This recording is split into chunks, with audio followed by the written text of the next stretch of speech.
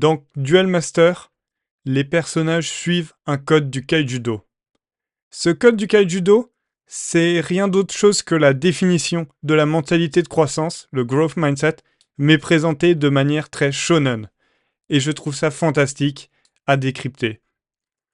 Donc tout d'abord, je ne fais pas d'excuses. Mes actions sont ma voix.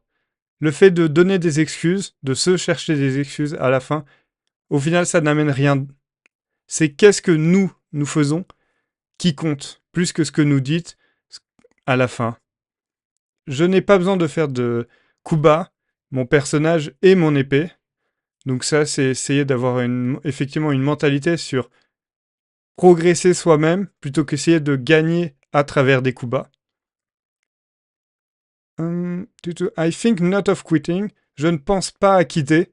Mon courage, c'est mon arme secrète. Le fait de continuer à se battre, le fait de garder courage, c'est ça qui va nous permettre de triompher. Je ne connais pas la défaite. Mon expérience devient ma force. Donc ça, c'est le fait de prendre une défaite comme de l'apprentissage. J'en ai parlé un peu plus tôt dans une autre vidéo.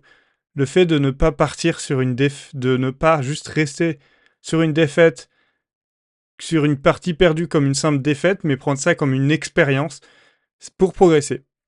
Et enfin, la phrase qui m'a le plus marqué, celle qui m'a motivé à faire la vidéo. I have no enemies. My opponent is my teacher. Je n'ai pas d'ennemis. Mon adversaire, c'est mon enseignant. Et je me suis dit, mais qu'est-ce que ça veut dire ça, mon adversaire et mon enseignant? Et imaginons, vous êtes à la danse. Vous faites de la danse classique. Dans la danse classique, vous levez le pied trop haut, trop bas, vous n'êtes pas assez flexible. Votre professeur probablement vous tapera sur la jambe qui est mal levée en disant lève plus ça ou lève moins, lève plus, lève moins, fais plus attention à ça. Voilà, ça c'est un professeur de danse qui pourrait faire, ou en tout cas l'image un peu ancienne du professeur de danse, j'espère que vous l'avez dans la tête. Et désormais, si vous jouez à Counter-Strike, si vous jouez à un jeu de tir, et que vous êtes derrière un mur, mais que vous laissez juste dépasser un bout de votre personnage, votre adversaire, il va vous tirer dessus, et vous allez mourir à cause de ça. Et ça, c'est un peu similaire au professeur qui tape sur le doigt. Là, c'est l'adversaire qui vous tape dessus pour une erreur que vous avez faite. Si vous êtes dans Yu-Gi-Oh! Et que vous laissez l'adversaire un tour de plus, que vous ne tuez pas l'adversaire au moment opportun, alors lui, avec ce tour en plus, il peut en profiter pour vous tuer vous, pour vous battre. Et c'est l'équivalent du prof de danse qui va vous taper sur les doigts, qui va vous taper sur la jambe, qui est mal positionné. C'est votre adversaire qui va vous punir pour ne pas avoir pris cette option, ne pas avoir vu cette ligne de kill. Ça définit de manière très très forte le fait de voir ses adversaires comme des enseignants potentiels, comme des professeurs potentiels. Si vous faites une erreur, votre adversaire va la punir, va punir cette erreur.